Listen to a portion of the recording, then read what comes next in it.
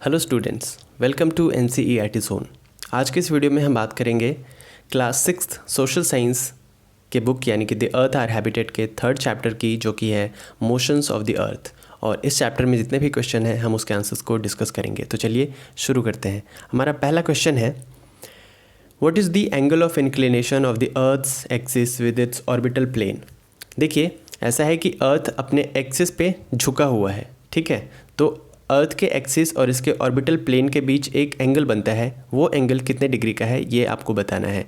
कोई आपसे पूछे कि अर्थ अपने एक्सिस पे कितने डिग्री से झुका हुआ है, तो आप क्या बताओगे? तो आंसर है the angle of inclination of the earth axis with its orbital plane is 66.5 degree. तो अर्थ अपने एक्सिस पे कितने एंगल से झुका हुआ है? 66.5 डिग्री से।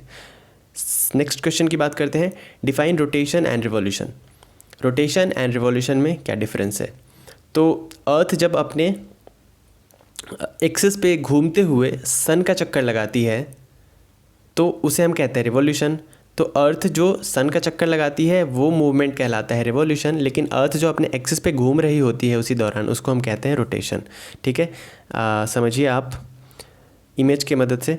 मान लीजिए ये है सन, ठीक है, ये सन है, ये मान लिया सन है, और ये इसका ऑर्बिटल प्लेन है। ये टेढ़ा हो गया, लेकिन मान लीजिए ऑर्बिटल प्लेन है। तो जो अर्थ हमारी है वो चक्कर तो लगा रही है, यहाँ है, फिर यहाँ आ गई, फिर यहाँ आ गई, तो ये चक्कर तो लगा रही है, लेकिन ये सीधी चक्कर नहीं लगा रही है। ये अपने एक्सिस पे भी घूम रही है, ऐसे घूम रही है, घूमते हुए चक्कर लगा रही है इस तरीके से। अपने एक्सिस पे ये जो घूम रही है उसको हम कहते हैं रोटेशन, और घूमते हुए जो सन का चक्कर लगा रही है उसे हम कहते हैं रिवॉल्यूशन। तो आंसर देखते हैं। आंसर है rotation is the movement of the earth on its axis, revolution is the movement of earth around the sun in a fixed path और ऑर्बिट।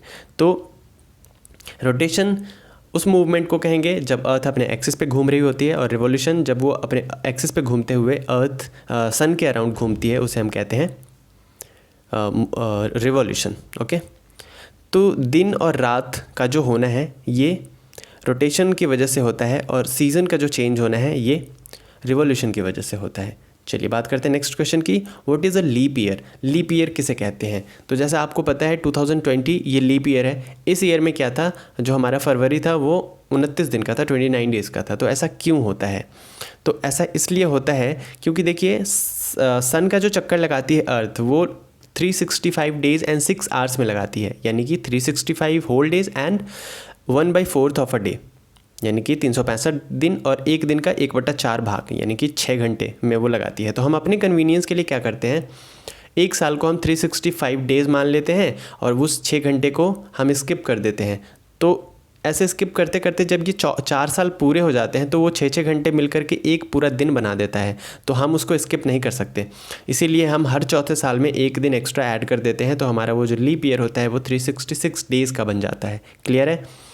तो कोई आपसे पूछे कि सन का चक्कर अर्थ कितने दिन में लगाती है, तो आप 365 डेज़ बोल देते हो, लेकिन एग्जैक्टली कितने दिन में लगाती है? 365 डेज़ एंड 6 आवर्स में। ओके, आंसर डिस्कस करते हैं।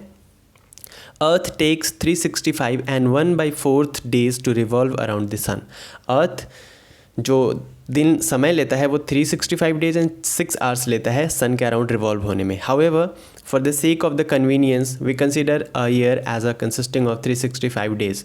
तो अपने कन्वीनियंस के लिए हम मान लेते हैं, उस 6 घंटे को स्किप कर देते हैं और 365 डेज़ को मान लेते हैं कि 365 डेज़ में अर्थ ने सन का के अराउंड रिवॉल्व कर लिया, तो एक साल 365 डेज़ का होगा। The 6 hours that are ignored make 1 day over a span of 4 years. तो वो जो 6 घंटे में स्किप कर रहे होते हैं वो चौथे साल में क्या होता है, एक पूरा दिन बना देता है। 6 + 6 + 6 + 6 4 बार जब आप ऐड कर देते हो तो 24 घंटे बन जाते हैं, यानी कि पूरा एक दिन बन जाता है।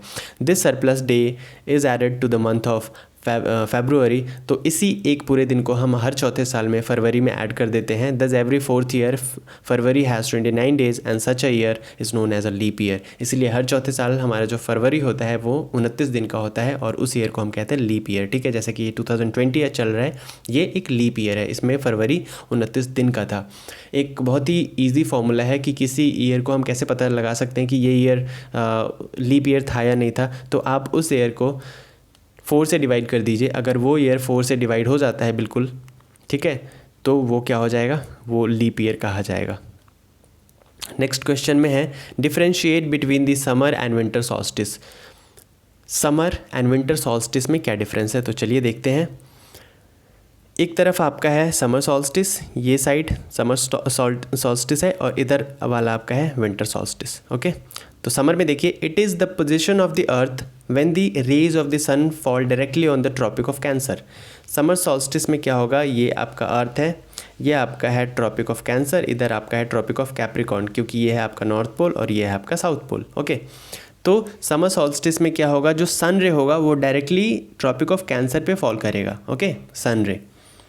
इन this position the north pole is tilted towards the sun. इस पोजिशन में क्या होता है, ये जो नॉर्थ पोल है हमारा, ये टिल्ट रहता है सन के तरफ। Okay, a larger portion of the northern hemisphere gets light from the sun. और इसमें जो लार्जेस्ट पोर्शन होता है, बहुत लार्जर पोर्शन जो होता है नॉर्थ हेमिस्फेयर का, नॉर्दर्न हेमिस्फेयर का, वो उसको सनलाइट मिलता है। Okay, hence it is summer in the northern hemisphere. इसीलिए समर सॉल्स्टिस में जो नॉर्दर्न हेमिस्फेयर में क्या होगा, गर्मी होगा। ओके, अगर विंटर सॉल्स्टिस की बात करें तो it is the position of the earth when the rays of the sun fall directly on the tropic of Capricorn. देखिए, समर सॉल्स्टिस में सन रे डायरेक्टली कहाँ पे पड़ रहा था, ट्रॉपिक ऑफ कैंसर पे, लेकिन विंटर सॉल्स्टिस में जो सन रे होगा वो डायरेक्टली पड़ेगा ट्रॉपिक ऑफ कैंसर पे। ओके, सॉरी, कैप्रिकॉर्न पे।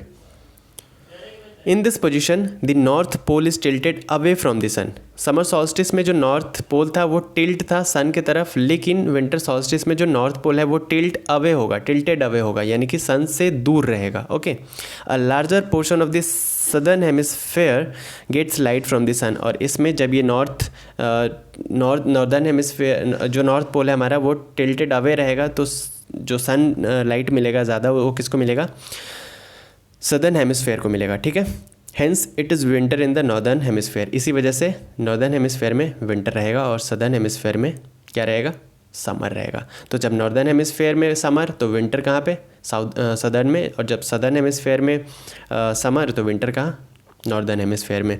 एक और डिफरेंस है, वो क्या है, during the period summer solstice के समय, ठीक है, समर सॉल्स्टिस के समय the northern hemisphere days are longer than night, क्योंकि नॉर्दर्न हेमिस्फेयर में गर्मी रहती है, इसीलिए डेज़ क्या होते हैं, लॉन्गर होते हैं नाइट से, दिन में। आप ऐसा देखते होंगे कि गर्मी के मौसम में दिन बड़ा होता है, रातें छोटी होती है। और विंटर सॉल्स्टिस में क्या होगा, during this period the northern hemisphere nights are longer than the days, क्योंकि विंटर होता है नॉर्दर्न हेमिस्फेयर में, तो विंटर के समय क्या होगा, रातें लंबी होगी और दिन छोटे होंगे। आई होप आपको डिफरेंस समझ में आ गया। नेक्स्ट क्वेश्चन में है, what is an equinox. Equinox क्या होता है, तो इक्विनॉक्स देखिए क्या होता है। Equinox is the position of the earth when the rays of the sun fall directly on the equator. ना नॉर्थ पोल पे सनलाइट जाएगा, ना साउथ पोल पे जाएगा, ज़्यादा डायरेक्टली कहाँ पे आएगा, ऐसा पोजीशन, अर्थ का ऐसा पोजीशन जहाँ पे जो सनलाइट है, सन रे है, वो डायरेक्टली फॉल करेगा इक्वेटर पे, यानी कि बिल्कुल बीचों बीच। ठीक है, ये मान लीजिए आपका सन है, सॉरी अर्थ है, तो ये जो इक्वेटर है बीच में, ये जो इक्वेटर है, इस पे सनलाइट आपका फॉल करेगा। ठीक है, at this position neither of the poles is tilted towards the sun. कोई भी पोल सन के तरफ टिल्ट नहीं रहता है। As a result the entire earth has equal days and equal nights. और इस इक्विनॉक्स के पोजीशन में क्या होता है कि पूरे अर्थ पे डे और नाइट बिल्कुल इक्वल रहता है, बराबर रहता है। ओके, बात करते हैं नेक्स्ट क्वेश्चन की। Why does the southern hemisphere experience winter and summer solstice in different times than that of the northern hemisphere. Why does the southern hemisphere experience winter and summer solstice in different times than that of the northern hemisphere? मतलब जो southern hemisphere है वो winter and summer solstice क्यों feel करता है, यानी कि northern hemisphere में कुछ और होता है और सदर्न हेमिस्फेयर में कुछ और होता है, दोनों उल्टा क्यों होता है। ठीक है, जब नॉर्दर्न में विंटर है तो सदर्न में समर है, और जब नॉर्दर्न में समर है तो सदर्न में विंटर है। ऐसा क्यों होता है, उल्टा क्यों होता है, तो आंसर है when the north pole is tilted, जैसा कि हमने अभी डिस्कस किया था just, when the north pole is tilted towards the sun the northern hemisphere experience summer solstice. Okay, जब नॉर्थ पोल टिल्ट रहेगा सन की तरफ तो नॉर्दर्न हेमिस्फेयर में गर्मी आएगी, क्योंकि सन डे डायरेक्ट फॉल करता है उधर नॉर्थ पोल में। At this time since the south pole is tilted away from the sun, क्योंकि नॉर्थ पोल टिल्ट है सन की तरफ, तो साउथ पोल ऑब्वियस सी बात है वो टिल्टेड अवे है सन से। The southern hemisphere experience winter solstice, और उसका जस्ट वैसे वर्षा होगा दूसरे कंडीशन में। When the north pole is tilted away from the sun the northern hemisphere experiences winter solstice. At this time since the south pole is tilted towards the sun the southern hemisphere experience summer solstice, तो उल्टा हो जाता है। Next question में है why do the poles experience about 6 months day and 6 months nights. जो poles हैं वो उनमें 6 महीने डे और 6 महीने रात क्यों होती है?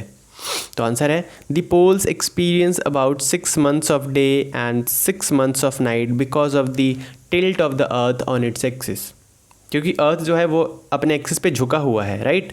Because of this tilt each pole is tilted towards and away from the sun for about 6 months each. तो इसी क्योंकि अर्थ अपने एक्सिस पे झुका हुआ है और जब वो रिवॉल्यूशन करता है तो वो 6 महीने के लिए सनलाइट किसी पोल पे आता है और 6 महीने के लिए सनलाइट उस पर नहीं आता है। इसी वजह से 6 महीने क्या होता है, और दिन रहता है पोल्स में और 6 महीने रात रहती है।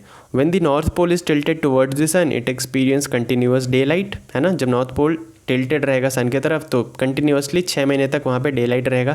For 6 months it is night for the same time period at the south pole. This conditions are reversed when the south pole is tilted towards the sun, ठीक है। तो जब नॉर्थ पोल टिल्ट है सन की तरफ तो वहाँ 6 महीने के लिए दिन है और साउथ पोल में रात है, और जब साउथ पोल टिल्टेड है सन की तरफ तो वहाँ पे 6 महीने के लिए दिन है और नॉर्थ पोल में 6 महीने के लिए रात है। आई होप आपको क्लियर हो गया होगा। सेकंड क्वेश्चन में है टिक द करेक्ट आंसर्स, जो आपको सही लगता है उस पर टिक करिए। पहला क्वेश्चन लेते हैं, the movement of the earth around the sun is known as. जो मूवमेंट होता है अर्थ का सन के अराउंड इसे क्या कहते हैं? रिवॉल्यूशन कहते हैं, ठीक है। सेकेंड क्वेश्चन है direct rays of the sun fall on the equator on. Direct rays जो है सन का वो इक्वेटर पे कब फॉल करता है? तो वो करता है 21 मार्च को, ठीक है। दिन और रात दोनों क्या होता है? बराबर होता है। ओके, बात करते हैं सी की। तो सी में है Christmas is celebrated in summer in where. तो कहाँ पे समर में क्रिसमस सेलिब्रेट किया जाता है? तो ऑस्ट्रेलिया में, ठीक है। उस समय इंडिया में क्या होता है? ठंड होती है। Cycle of season is cause due to. जो सीजन चेंज होता है ये किस वजह से होता है? तो रिवोल्यूशन ऑफ द अर्थ की वजह से होता है। क्लियर? ओके, बात करते हैं थर्ड क्वेश्चन की। ये लास्ट क्वेश्चन है, फिल इन द ब्लैंक्स। पढ़ते हैं statements. A leap year has dash days, तो 366 days. The daily motion of the earth is rotational motion, है ना। डेली मोशन जो रोटेशनल मोशन कहलाता है। The earth travels around the sun in dash orbit. जो earth travel करता है sun के अराउंड वो किस ऑर्बिट में करता है? तो ये करता है अपने एलिप्टिकल ऑर्बिट में, ठीक है। Then the sun rays fall vertically on the tropic of dash on 21 June. जो सन रे है वो वर्टिकली फॉल करता है ट्रॉपिक ऑफ कैंसर पे 21 जून को, ठीक है। Days are shorter during dash season. तो विंटर सीजन में डेज छोटे होते हैं। आंसर डिस्कस करते हैं, देखिए आंसर्स है। A leap year has 366 days. The daily motion of the earth is rotational. The earth travels around the sun in a fixed elliptical orbit, and the sun rays fall vertically on the Tropic of Cancer on 21st June. The days are shorter during winter season, ठीक है। तो इस chapter में बस इतने ही question थे। Okay, मिलते हैं नेक्स्ट वीडियो में नेक्स्ट चैप्टर के क्वेश्चन और उसके आंसर्स के साथ। तो अगर आपने अभी तक नहीं किया है सब्सक्राइब NCERT जोन को तो please do subscribe to the NCERT zone. Like करिए वीडियो को, कमेंट करके बताइए कैसा लगता है कैसी लगती है आपको हमारी वीडियोज़, एंड अपने दोस्तों के साथ शेयर करिए, उनको भी थोड़ी हेल्प हो जाए।